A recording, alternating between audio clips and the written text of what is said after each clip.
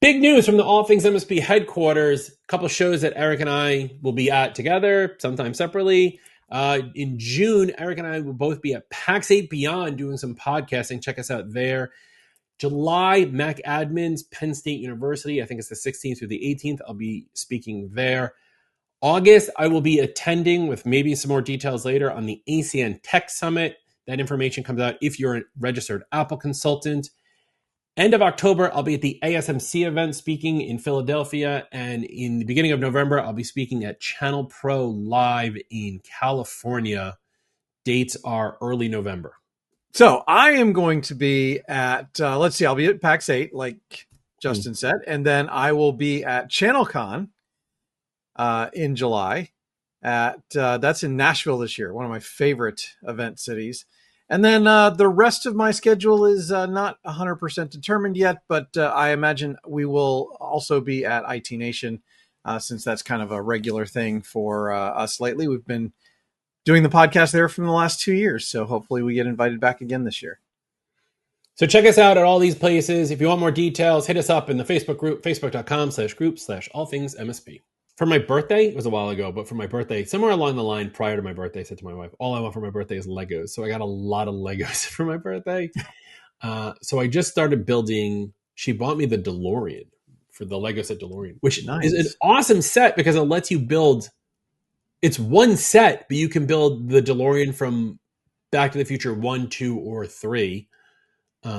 It's very obvious that you choose 2 because that's the one where the car flies. And if you don't choose 2, you're wrong.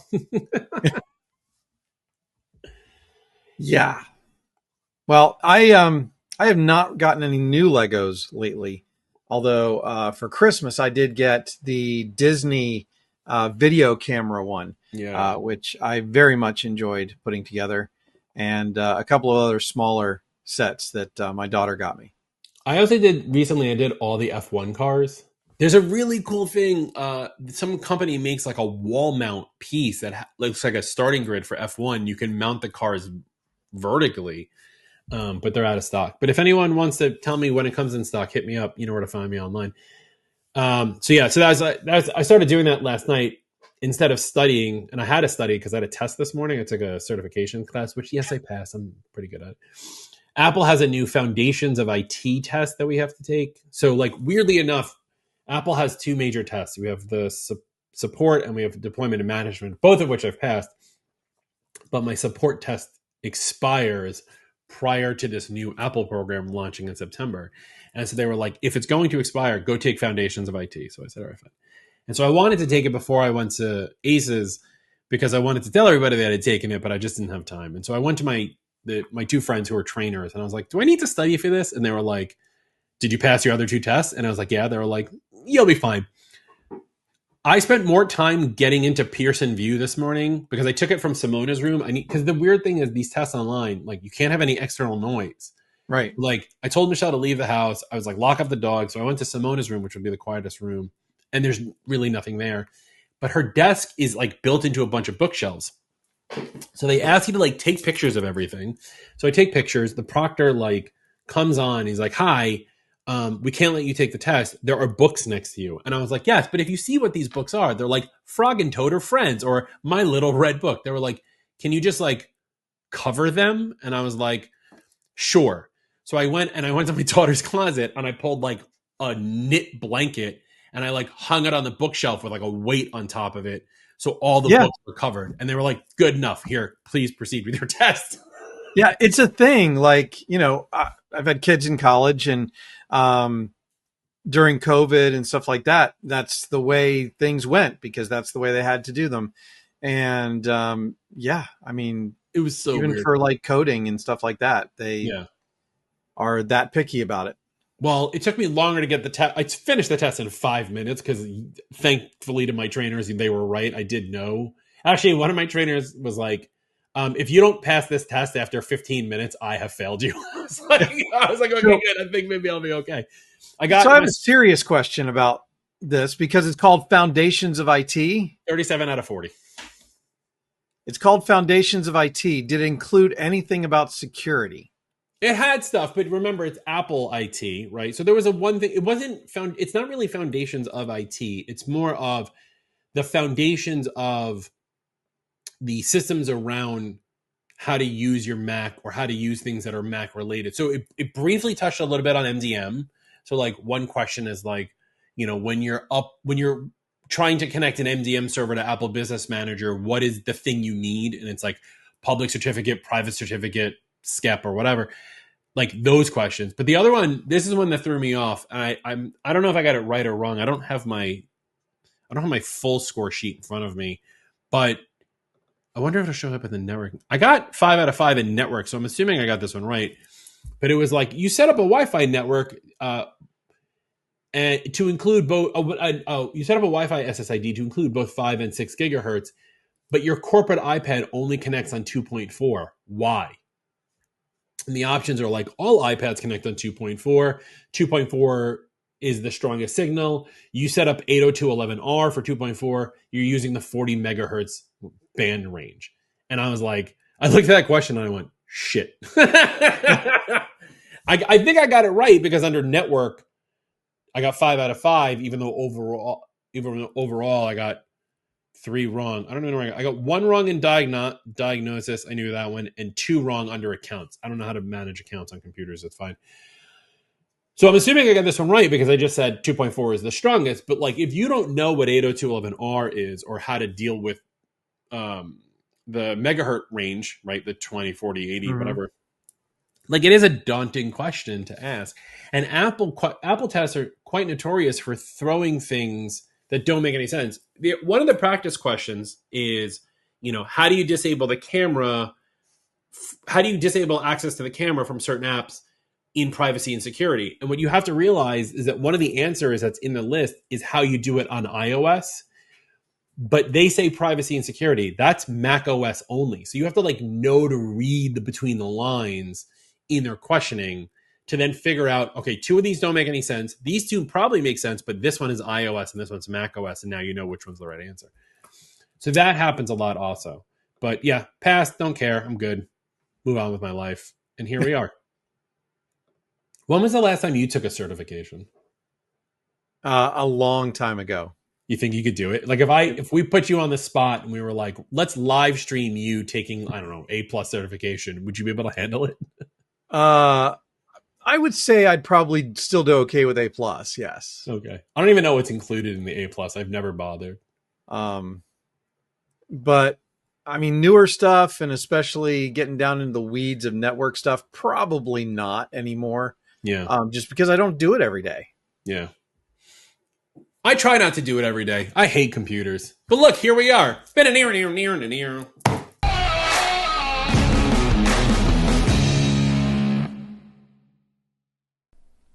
Level up your domain security and email deliverability. Reduce ransomware, business email compromise, email phishing, and other attacks. Make DMARC a new revenue stream for your MSP. Becoming a managed service provider partner with EasyDMARC is an excellent opportunity for your business to boost sales and increase revenue. Your customers need DMARC, although they might not realize it yet. Your job is to let them know that their email infrastructure might be at risk of email spoofing and phishing attacks, and that you can offer them a simple solution, email authentication. Become the DMARC expert your clients need with EasyDMARC. Find out more today at atmsp.link/EasyDMARC. Attention MSP business owners, are you struggling to keep up with ever-changing compliance requirements for your clients?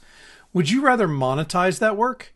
Introducing Compliance Scorecard, your go-to solution for simplifying compliance management. Compliance Scorecard provides a comprehensive dashboard to track, manage, and report on your compliance status. With real-time updates, automated assessments, and easy-to-understand reports, you'll spend less time worrying about compliance and more time growing your business. Visit atmsp.link/compliance scorecard today and take control of your client's compliance process. That's atmsp.link/compliance scorecard. What's up, everybody? Welcome to the All Things MSP podcast. I am your host, Justin Esgar, and with me always is the bearded man himself, Mr. Eric Anthony. Mary, what did that guy at the conference? Mary Lou, Harry Lou Retton. That was it. You're Harry Yes. Lou Retton. Thank you, Michael Siggins. Thank you, Michael Siggins from ChannelPro for that one. Bringing another great episode. Today we're going to talk about conferences, both as an attendee and as a show organizer. And I wanted to talk about this today because there's benefits to being an attendee and there's benefits to actually, I know I joke around, but like, don't run a conference. Like if I ever wrote a book called How to Run a Conference, it'd be one page don't. But there is a lot of benefit about running a conference. And I kind of want to talk a little bit about it today, other than monetary. But this kind of came up because Eric and I were both at ChannelPro Networks this past week. Eric traveled a lot further than I did. He actually took a flight and then a half-hour car ride, and then I drove 12 minutes. And not only that, we're talking, this is middle of May, and currently Newark is a hot mess. But it's not. See, the people who realize that it's not are people who live, like, I had no problem going to Aces and coming back from Newark. Not an issue. Like, did you have problems getting in and out? I had small problems. Okay. I think United is probably, which is what I flew, probably less susceptible than others, just because they have such a strong presence in Newark. Right. It's a United hub. Right. But there's a runway down. Like, yes. there's a whole runway down. Yeah. And so that's obviously causing a problem. You've got the air traffic controllers being moved to Philadelphia. But, so for me personally, the runway problem on the way in, because you didn't get to pick the runway you chose, you had to deal with crosswinds on the one runway that was still open. That was the best controlled crash landing I've ever been in. When I was coming home from Aces, it was so late at night. What's funny is, and if you're not from Jersey, you don't know this, but I'll explain. Like, as you drive coming off that one runway, they made a giant X out of light bulbs that is taller than the airplane is at the beginning of that runway. So like, it's like roped off, but because planes are so tall, obviously, there's a giant X just like with individual bulbs. I don't know when they constructed that or how they got that made so fast. And it's running on a generator, obviously, because it's in the middle of a road. But yeah, there's a big like do not enter symbol for the planes not to go on that runway. Yeah, it's so fine though. There were a couple of people who were on other airlines, I won't name them, that got canceled. They were trying to fly out on Wednesday night and their flight got canceled. And so they had to wait until Thursday.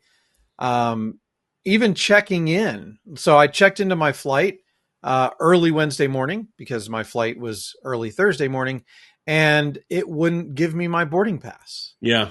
Like, it's just a lot of little things. I found actually getting in the airport was not bad. The lines at the airport were not bad.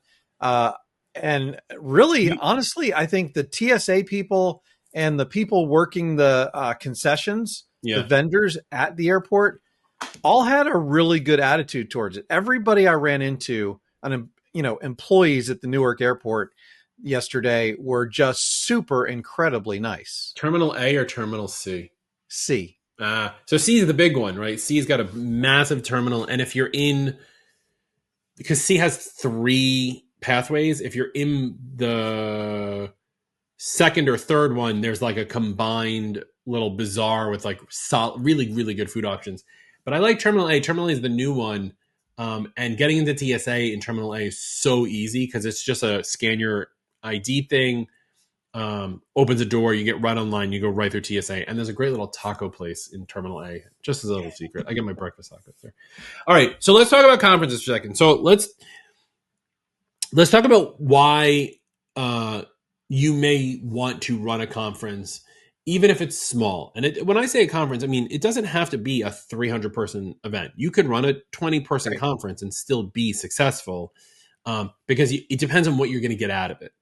Right. And I would also add to that, we're not just talking about vendor conferences for MSPs here. MSPs could hold a conference for their end users if they're large enough. And it could also be a prospecting event. Yeah, we'll get into that too, because I'll tell you about what we tried. It didn't work, but I'll tell you what we tried in a little bit.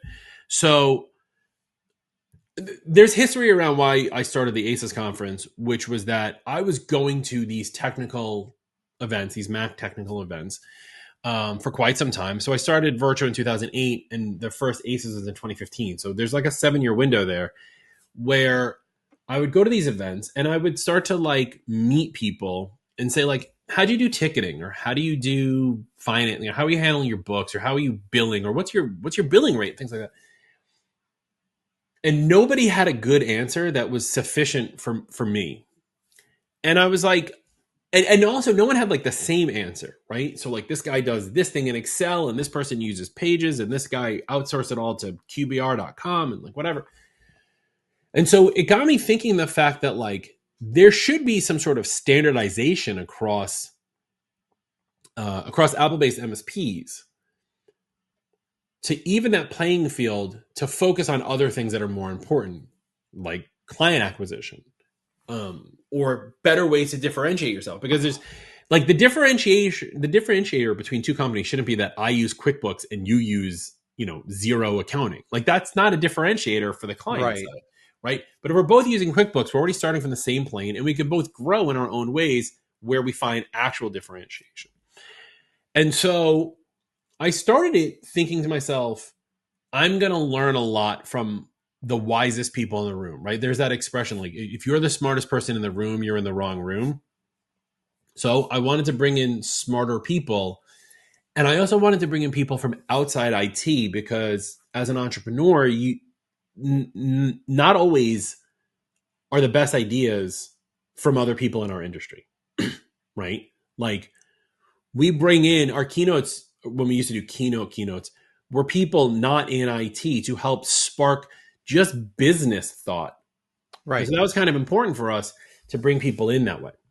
So that was my original goal. I'll tell you this, in 11 years, I've never listened to a single presentation. I have no idea how my business has gotten better. But what was interesting was this year was I did listen to a little bit of everyone, and I realized that everyone's talking about the stuff that I've already been talking about for months, which tells me that I'm on the right track, and also everyone else is behind the ball a little bit. So you could start a conference or meet up, if you want to go smaller on it, right, for your area of IT professionals just to talk shop. I think that the number one thing people love at the conference is not even the content, but it's the what we call the hallway track, right? Like the conversations that go on.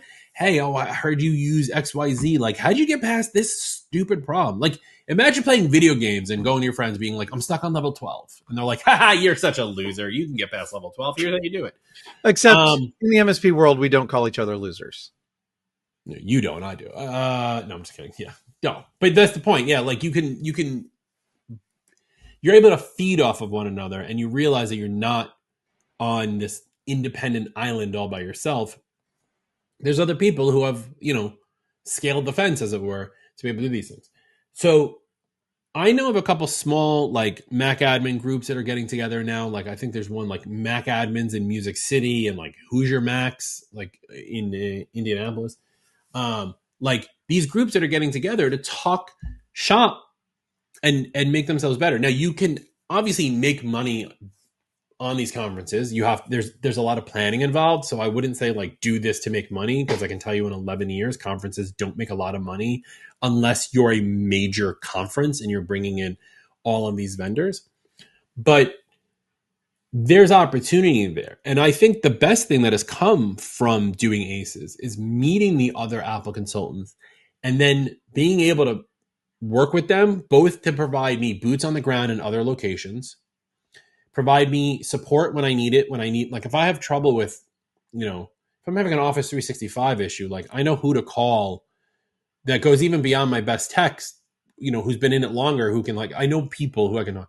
And then honestly, I think the best thing that's come out of it is like, we've met people that we've acquired, to grow our business through that as well. And that wasn't an intended purpose. Like I didn't start the conference in 2015 to be like, I'm going to see who's out there and I'm going to eat their lunch. Like that wasn't what the plan was. Right. It just so happened to be a nice outcome. So when we talk a lot about like how to find opportunities, sometimes you got to make it yourself. Well, and that's one of the things, whether you're going to a conference, holding a conference, sponsoring a conference, whatever it is, the networking aspect of it is one of the absolute most valuable things that you're going to get out of it. Mm-hmm. Because as an MSP, you're going to find other people who have already solved the problems that you're having. As an MSP, you're going to be able to mentor other MSPs, which has its own value and satisfaction. As a vendor, you're going to be able to network with MSPs who have the problems that you solve. And so, you're going to get business out of that. And then as the person who's holding it, you get the benefits that you just talked about. The other thing is if you're going in with like a specific niche, people want to talk to you. Like me, we were at ChannelPro, not really an Apple-based group, but as soon as people found out that I do Macs, they were like, "Can I have your card?"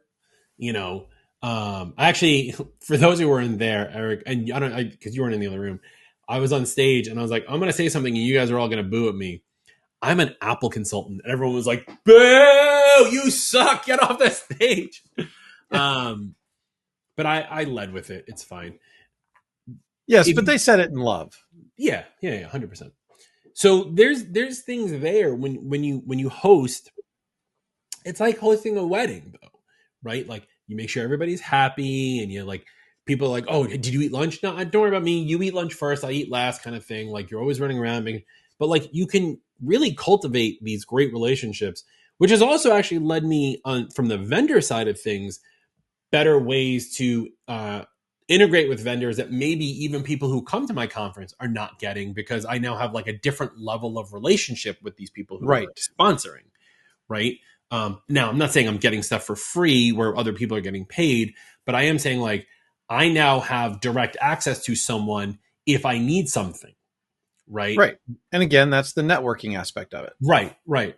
So, but most conferences, it can't be all networking all the time. You need to have some sort of learning track. They have to be able to gain something. Otherwise, you're just creating a happy hour, which, don't forget, that's also a great thing to do. Right. And you can build a community, which is one of the things that we've done at ACES, is that we've built this like community inside the Apple consultants community, which is really weird. Like we're like a smaller group in this larger group. And that's what I get the most from people, both attendees and vendors, being like, this is such a great community and you don't get this elsewhere. Not saying that the other conferences don't have communities, but like I tend to believe, and I'd love for you to correct me, that like the level of community that Apple consultants have and then vis-a-vis ACES doesn't really exist that way on the PC side. So I think that's because the events on the PC side, or let's just call it the generic side, are exactly that. They're far too generic, and you don't have a group of people who are highly passionate, or maybe focused is a better word, at a specific niche that you have when you're talking about Apple consultants. Right. Now, I think if you had MSPs who specialize in supporting lawyers or dentist office, you might have a little bit tighter community because you have much more focus. Of course, if you're supporting dentists, I don't know how much passion you're going to have, but that's a whole different story. We could ask George Belaine. He was at ChannelPro, and that's like his specialty. They're unique and they're tough, and a lot of times they're very cheap. So it's a tough market. But I know you hate them. One of the things that is, if you get good at them, though, like if you get good at handling dentists, you're going to get the good dentists, and the good dentists have the money to pay you and understand how much better and how much better run their business is, and how much more profitable it is when their IT is working the right way all the time. Right. That's a side note, though. But yes, to your point earlier, which is like you could actually 100% create this community of, we're MSPs that only do lawyers, we're MSPs that only do doctors and dentists, we're MSPs that only do architecture firms, we're MSPs, right? So Apple gives us that niche, which is kind of a nice thing. So you may want to start hosting your own events. That's for industry, right? The other side is that to host Yeah. events, like you said earlier, about hosting events for your clients, right? So a long time ago, and I've mentioned this story before on the pod, where like somebody was talking about Gary Vaynerchuk, and he's like, I have this great product and it's going to help you with your golf swing or whatever it was, and he's like, I don't know how to get it out there. There's too much golf ish out there. And Gary was like, who plays golf more than anyone else? Lawyers. Make a website that lawyers will go to and have it all about lawyers who play golf, and make it golf enthusiasts for lawyers and stuff like that. And I was like, that's a genius move. We wanted to target nonprofits because we're really good with them. We have a pretty good amount of nonprofits on our book of business. We want to keep going with them. So we put together, and this is during the COVID years, so we had a couple of years of ACEs during COVID that we kind of mimicked to do nonprofit, the nonprofit IT summit. And it bombed massively. Now, I think it bombed for a couple of reasons. And the person who was running it at the time, Ashley, did a great job. Had nothing to do with her. I think it bombed because, one, obviously nonprofits don't have any money, similar to your dentist problem. Two, we weren't really checking who was registering because we were giving it away basically for free, which is a massive mistake as is. Mm-hmm. The majority of the people who were coming to the event were people looking to help other nonprofits. So they were kind of like encroaching in our terms because we want to help the nonprofit, but they also want to help the nonprofit. But guess who wasn't there? The nonprofit. Nonprofits, yeah. Right? So we missed the boat on that a little bit. Our content was solid. We got good feedback on our content.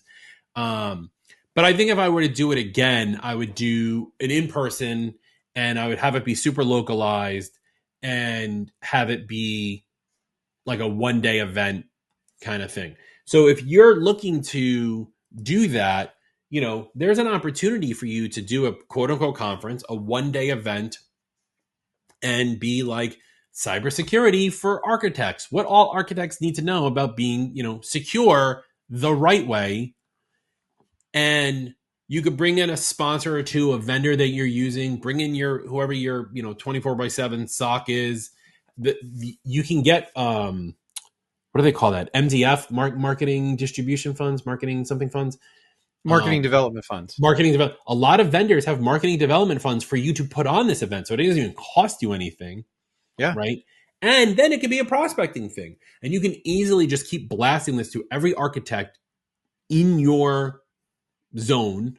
And there's architects everywhere. Don't think there's only architects in major cities. There's architects everywhere. And bring them in, and maybe they'll learn something about cybersecurity. And guess who ran it? The smart people at the IT company who they should be working with. Yeah. And I think, you know, that's kind of the thing is there are two opportunities I see for MSPs to hold events. One is to hold events for their existing clients.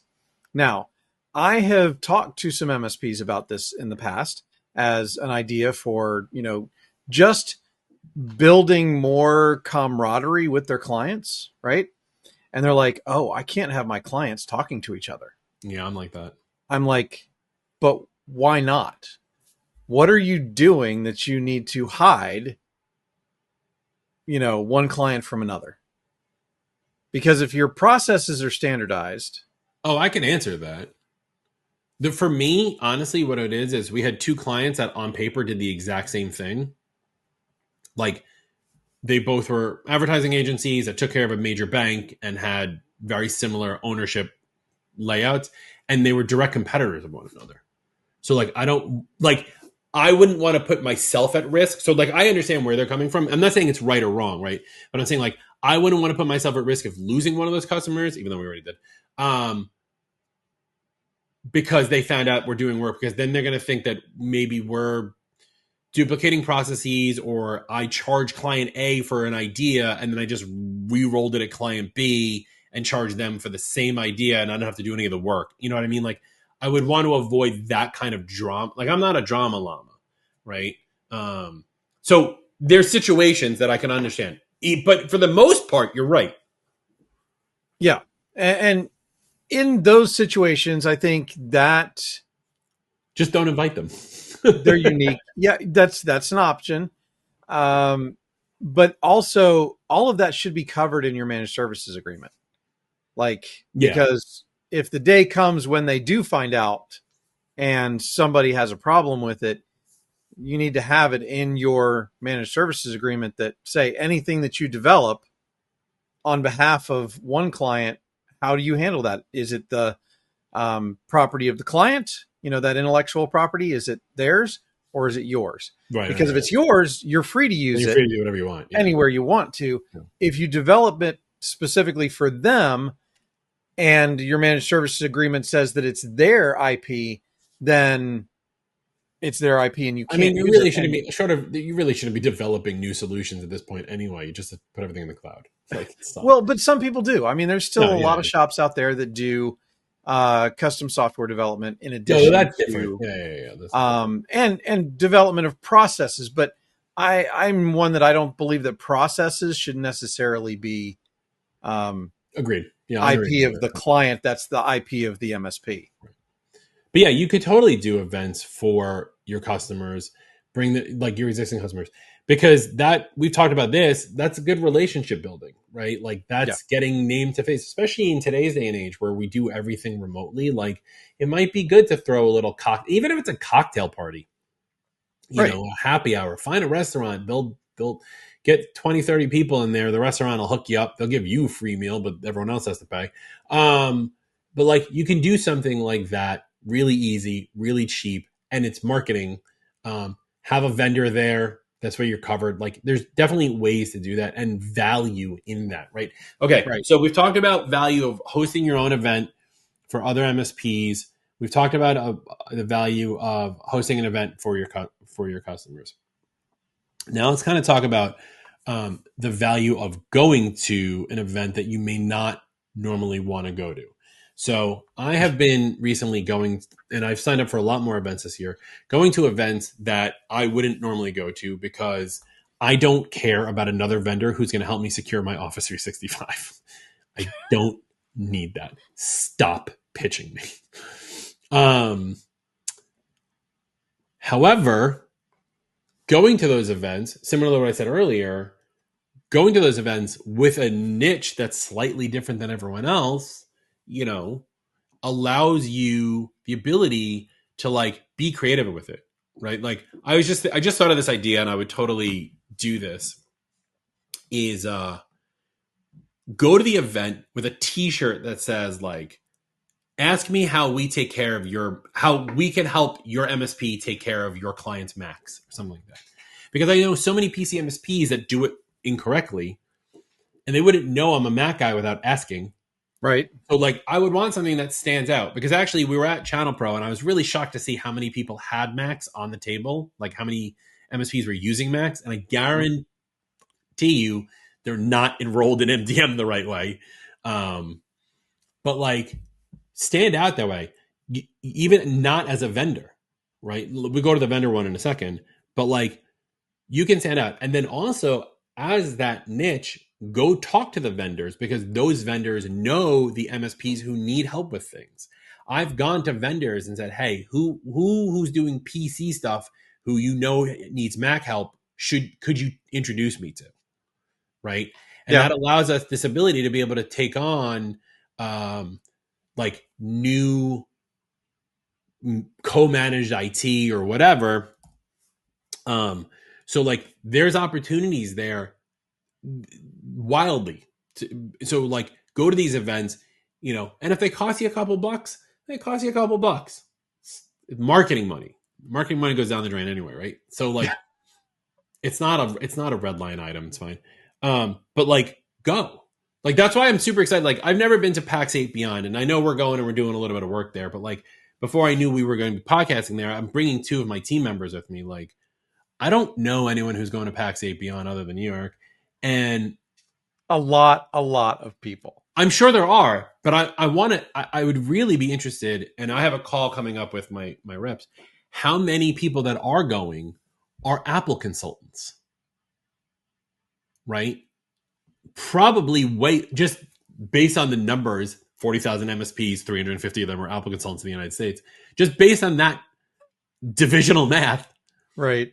We're going to be one of few at PAX8 Beyond, which is a great opportunity for us to go and pitch our services to all these other people who we might normally not have direct access to, or wouldn't have any idea who we are because they're not going to Google us, right? Right. But here we are. I'm going to sit at a table at lunch, be like, hey, what do you do? What do you do? What do you do? Hey, I do Macs. You need help with your Macs? I'm your guy. This guy also does Macs. He works for me. He's going to go sit at that table and do the same conversation. And this guy who also works for me, I'm going to kick him out. He's going to go sit at that table and do the same thing. So like, if you can bring your niche to an event like that you don't normally go to, there's wild expectations for what you can do. I don't think that's the right word, but you know what I'm saying. Well, and that comes to one of my biggest things about MSPs going to shows, because MSPs going to shows, it's probably one of the most expensive things they'll do, not just in dollars, but in time. Right. And I did not realize how important it was going to shows until there was one in my backyard. For those of you who don't know, my MSP was in the Orlando, Florida area. And so the first time a show came there from a vendor that I was using, it happened to be GFI Max at the time, it didn't cost me a lot of money to go. And I could just, if I needed to leave, I could leave and go take care of a client. But the value that I got out of not only the vendor sessions, which were very good, but the networking with the other MSPs, like I ended up networking with a security guy who helped me through a huge problem with a law firm a couple years down the road. And it's just one of those things that, yes, it's expensive when it comes to time and money. However, if you go, make sure that you have a plan. I want to accomplish this, this, and this out of this conference. I want to attend these breakout sessions because I need to learn about XYZ.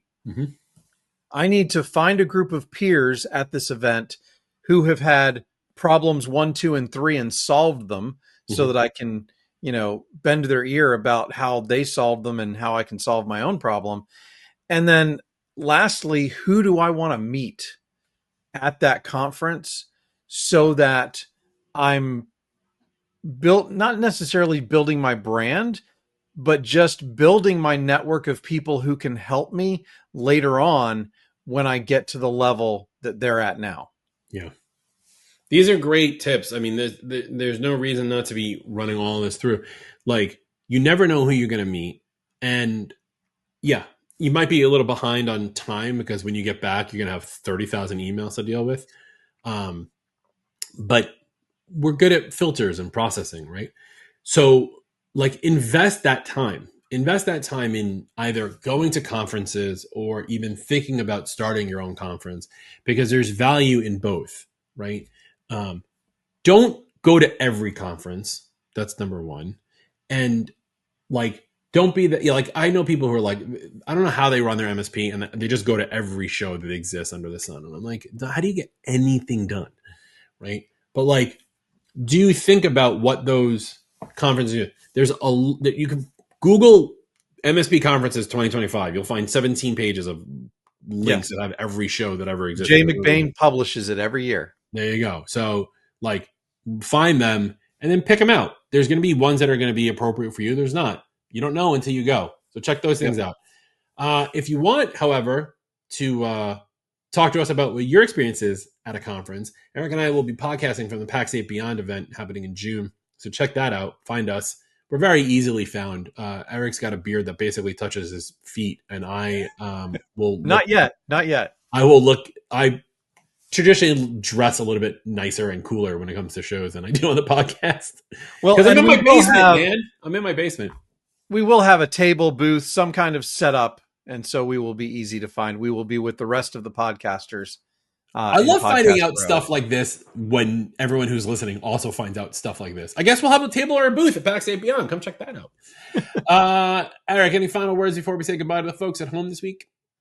Just if you're not going to conferences, do consider it, but start slow, do it intentionally, and just make sure it fits in with what your needs of your business are.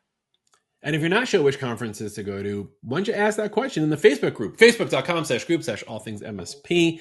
Check out Eric's beard growth at youtube.com/all things MSP. Follow us on all of your favorite podcasting tools.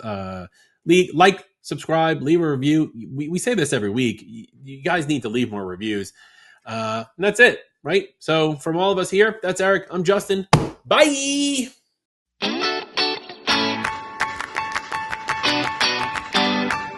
Thank you for listening or watching the All Things MSP podcast.